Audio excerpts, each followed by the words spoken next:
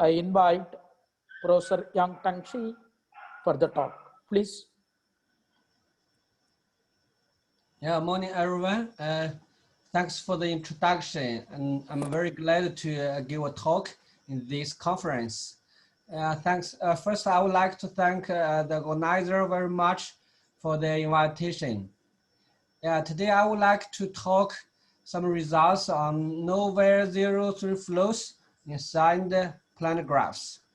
And this joint work with Jiao Li, Yu Lai Ma, who is my PhD student now, and Weifan Wang and Yezhou Wu.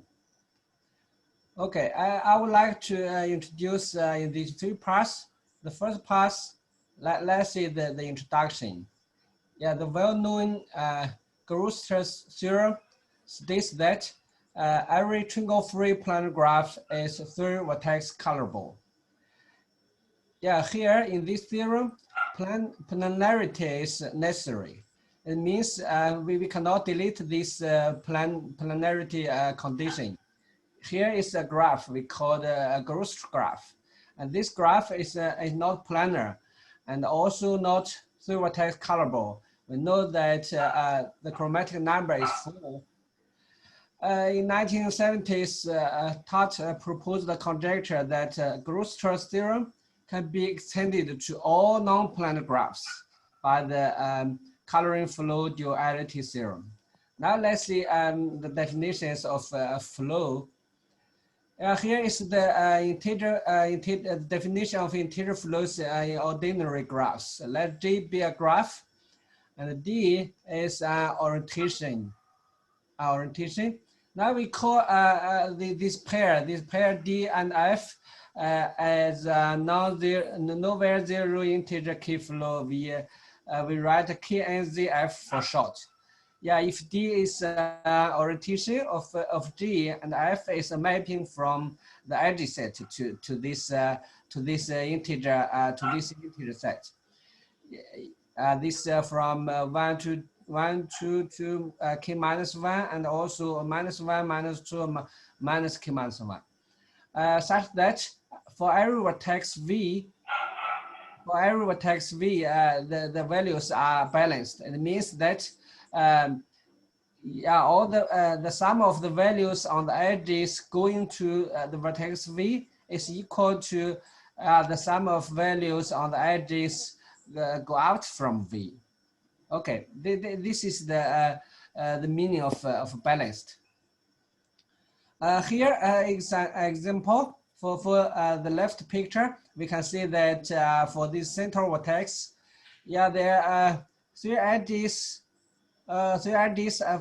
leaving from this vertex. Yes, and all the values are -1. Then the total value is -3, and the two edges going into this vertex. One is -1, another one is -2. Then the total value is also -3. So it means for this vertex is balanced now. Okay, let's see the right picture. This is a wheel graph with the 6 vertices. Yeah, you can check that here is 4 NZF. 4 NZF.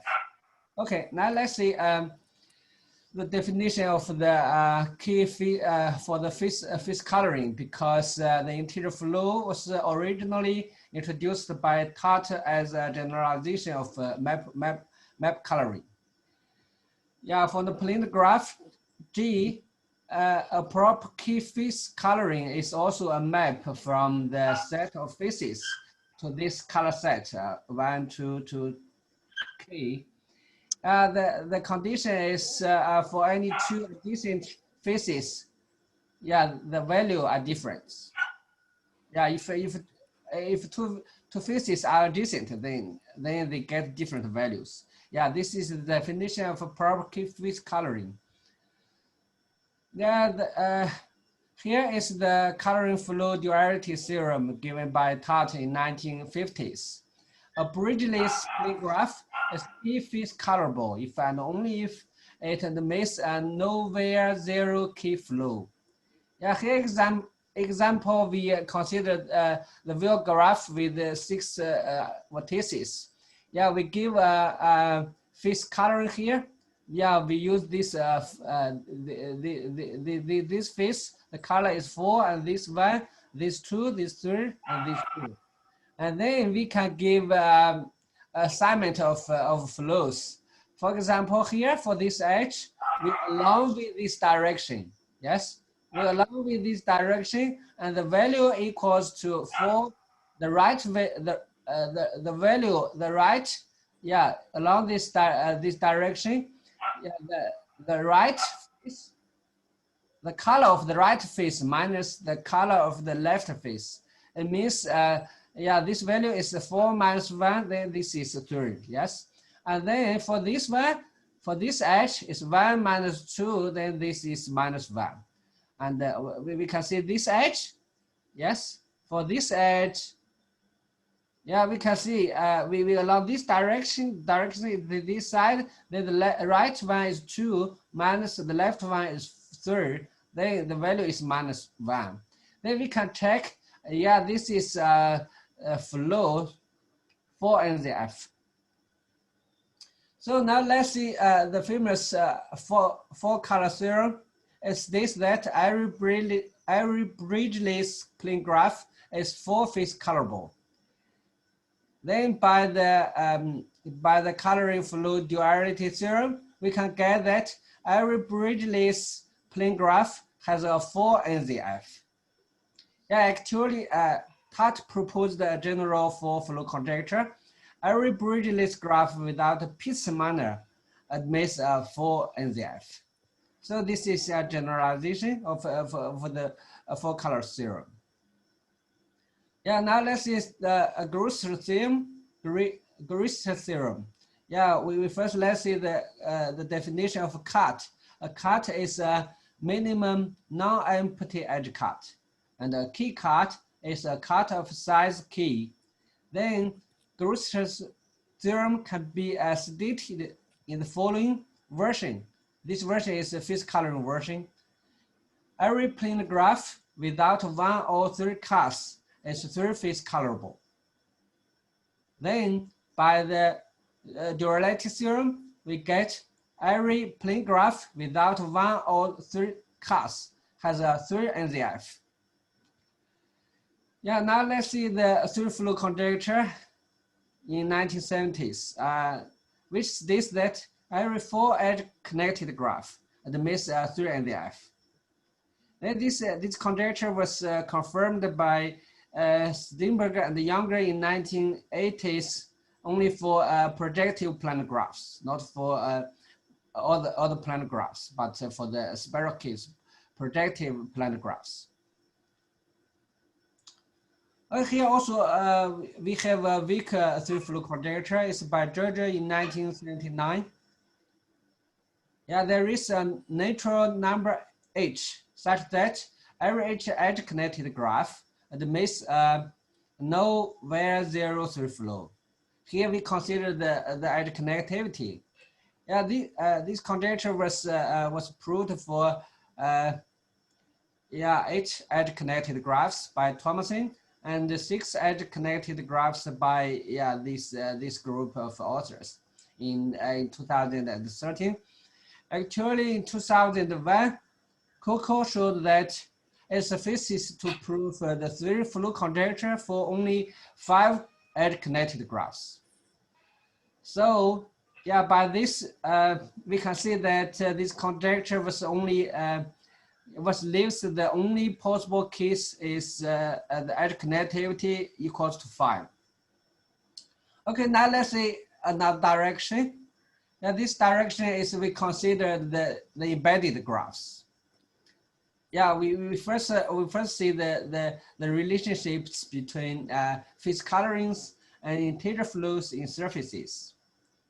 If the graph is embedded in the plane, then we have seen that before a key phase coloring is equivalent to key NZF. But if the graph can be embedded in a orientable surface, then a key phase coloring implies a key NZF. Yeah, if we embed it in the non-orientable surface, then a key face coloring implies a key NZF in the signed graph arising from graph G. Not a simple signed graph, but we have some constrictions on the signed graph. So integer flows in signed graphs have been widely concerned. So there also some results on this direction. Yeah, now let's see first the signed graph, the definition of the signed graph. It means that if we have a graph G, and then we give here we set a sigma as a signature of a graph G. It means we give each edge the value 1 or minus 1. Yeah, if the edge gets the value 1, then this edge is positive. Otherwise, if the edge gets the value minus 1, then we call this edge is negative. Here we have some special things. For each edge, UV, yeah, if the two endpoints of the edge is UV, then we divide this edge into two parts. We call this half edges. Yeah, we denoted this half edge close to the vertex U as HU, and the other half edge we called H sub V. Then it means that if we have an edge UV, then we consider here two half edges HU and HV. Then we use a big H of G, capital H of G to denote the set of all half edges of G. And HGV of V denote the set of half edges incident with V. Yeah, this we will use this to see the orientation and also the definition of flows on signed graphs. Now let's see the orientations of signed graphs. Yeah, we can see because we have this is a signed graph. Every edge is positive or negative. If this edge is positive, then the two half edges have the same direction. For example, if for this edge, yeah, this is positive edge. So the two half edges have the same direction, and also you can have this same direction. But if the edge is negative, then the two half edges must have different directions. Also this one. Yeah, we have two choices. Yes. Yeah, one is this direction, and another one is this direction. So this is the orientations of signed graphs. Actually, we give the orientation of all the half edges. So we also can define the no var zero integer flows on signed graphs.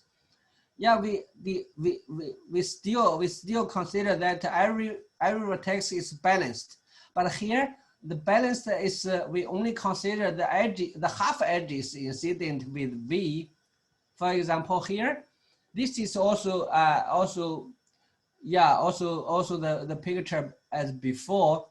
We consider this center vertex, and we always consider the half edges incident with this vertex.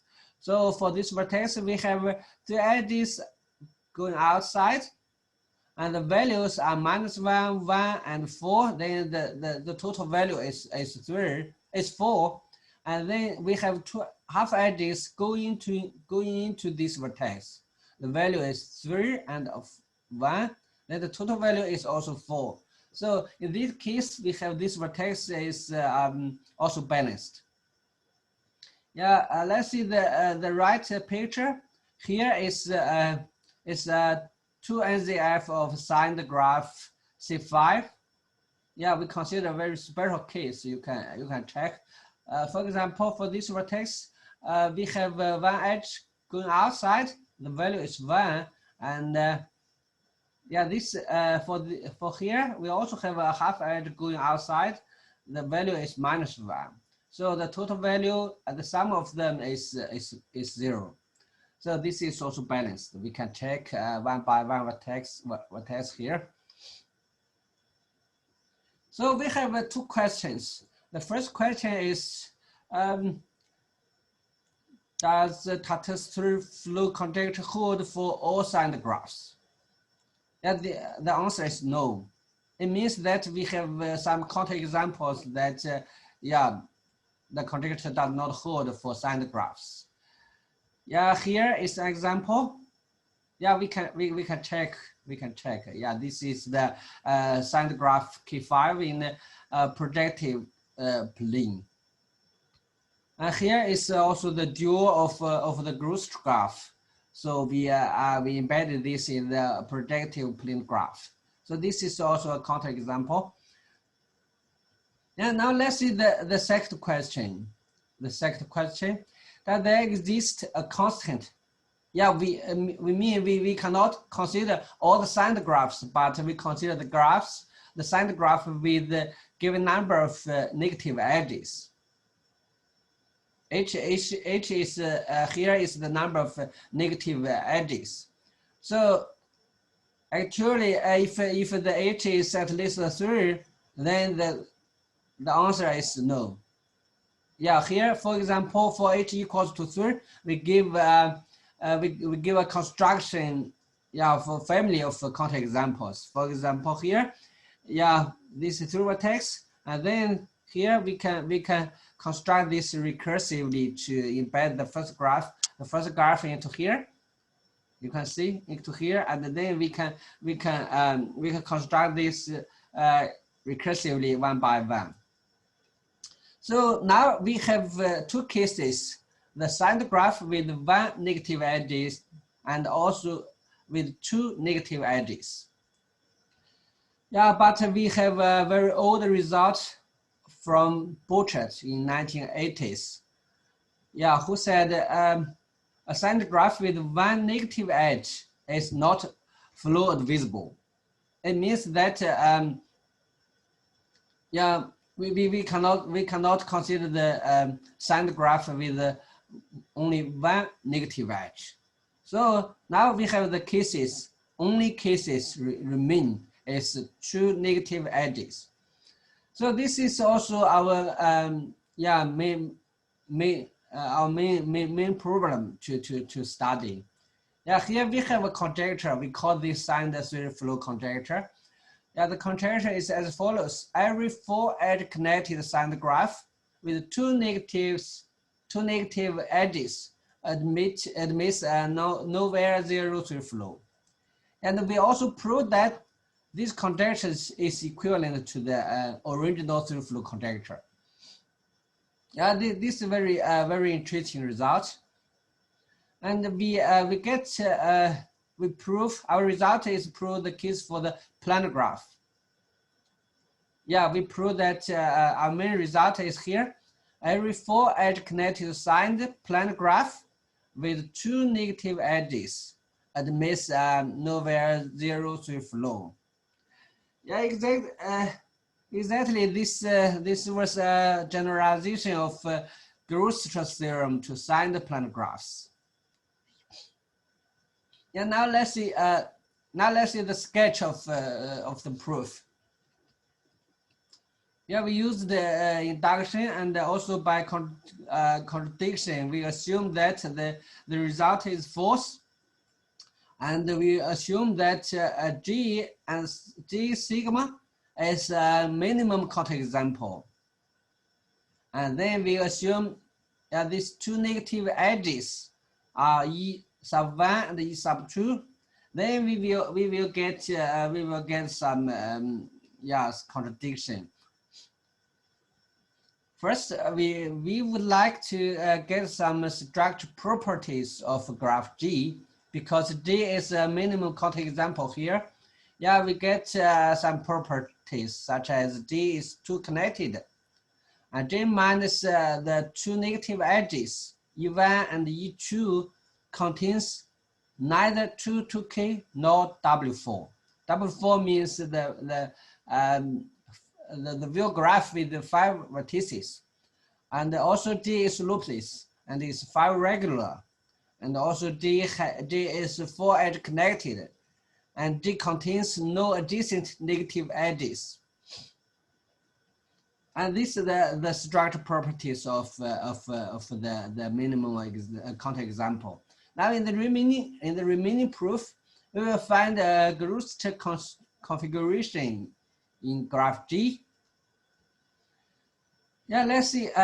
This is the definition of Grooster configuration. Yeah, we have a picture here. It means that here we have 6 vertices, x and x1, x2, x3, x4, x5. And each vertex have 5 degrees, and here we have no multiple edges. And and vertex x is adjacent to all the other 5 vertices. And for this, special structure, we call this Grooster configuration. And we will prove that the graph G contains this Grooster configuration by the discharging method. Yeah, this method is very useful in the area of graph coloring. So now we have after we prove that the graph G has a Grooster configuration, then we will do a Grooster reduction. The reduction is as follows. Yeah, first we split this vertex x sub 2. We split this into 2 vertices. The one vertex is adjacent to these 2 edges. Yeah, you can see in the right picture we have one split vertex here, and another split vertex is adjacent to vertex x sub 3 and x sub 1, and then we delete the edges here. We delete the edges here. It means these 3 edges, x3, x4, x as 4, x as 5. We delete these 3 edges, and then we contract these 4 vertices together. Means we contract these 3 vertices x1, x, x3, and the another split vertex into one vertex is here, is vertex y. And then because we delete these 3 edges here, and then x4, and then we contract x4 and x5 to one vertex as vertex D here. And then after this reduction, we get this graph we called D star, sigma star. And then we will prove that if we have a 3 NDF of D star, then we can extend this NDF to the original graph D. And this our here. This is our claim. After we have some properties of the D star, then we prove that any 3 NDF of a D star graph can be extended to a 3 NDF of graph G. Yes. So then we can find because we use the induction, yes, and also G is a minimum contact example. Then the graph G star has a 3 NDF here. So by the claim, we can get the result that G also have a 3 NDF. Then we get the contradiction, yes. Okay, now we have finally we have a corollary for this conjecture, for our result. Yeah, this result for almost the plane graphs. Yeah, if there exists an edge E such that if we delete this edge, the remaining graph is planar and also 4 edge connected, then G admits 3 NZF. Yeah, this is a very, very nice corollary, yes. And then we finally we find that there is a problem from Thomson. If G is a 4-edge connected graph and there is edge E, if we delete this edge, the graph is also planar. Then does G admit 3 NZF? This is the problem of Thomson. Then finally, yeah, we solved this problem together with CQ Zhang, and we prove that this problem. Yeah, our proof also basis on the results of Thomson, and we finally we can get this result. A 4-edge connected toroidal graph admits nowhere zero through flow. Okay, yeah, that's all. Yeah, my talk. So thanks so much.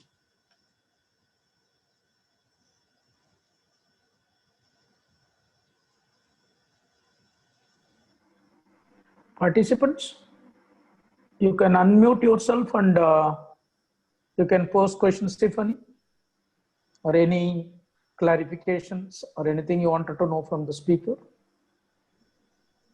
Sadam, good morning. Yeah, morning. Good morning, madam. Can you hear me? Yeah, you are audible. You are audible. Yeah, I want to have a clarification about when he constructs a graph, sine graph, what is the rule? What is the condition to split a vertex? You mean a split? Split a vertex. No, in a signed graph, how to split the vertex? Okay, yeah. Is there any rule? Yeah, we split the vertex. Regarding orientation or? No, splitting the vertex into two, that one, and removing some edges and other things. So that condition, because he takes this one, he splits X2. Yeah, we split X2 into 2 vertices, yes. Yeah. My question is, because when you split it, one side you are taking only pendant edges. Okay. Now my question is, can we split a vertex which does not have pendant edges? Sorry, I cannot follow you. Can we split vertex which does not have pendant edges? Yeah, we split this vertex into 2 vertices, and one vertex is adjacent to these 2 edges, and another vertex is adjacent to these 3 edges, and we also keep their signatures. I want to split a vertex which does not have pendant edges.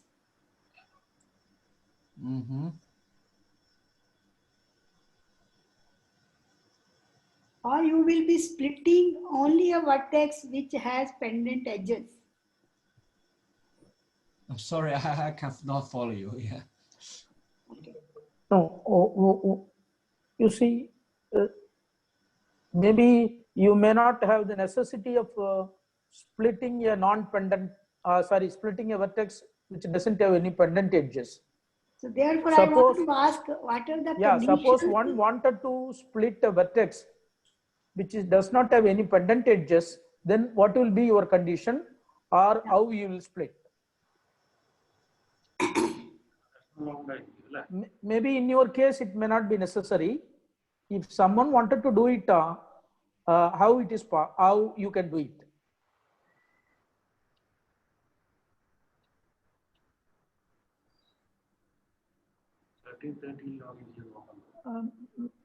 Madam, you can write in detail to him through email, and probably. Okay, I asked the organizers to share his email. Okay. Yeah. Okay. That is there. Yeah, I'll definitely ask. Thank you very much. Thank you, ma'am. Thank you. Are there any other participant who would like to have some interaction with the speaker?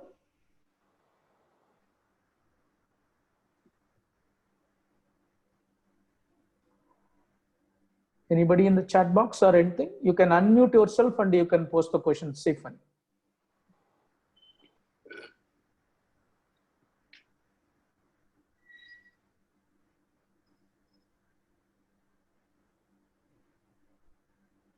Okay, I think in the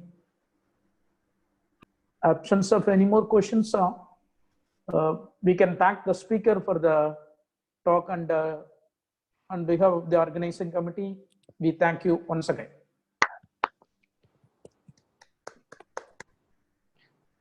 Thank you, Professor Thamizselvam and Professor YOUNGTANG SHI for contributing to this session. The next session in this room is at 11:45 Indian time by Stephen Wagner. Thank you. Okay, see you. Thank you, ma'am. Yeah, happy to see you.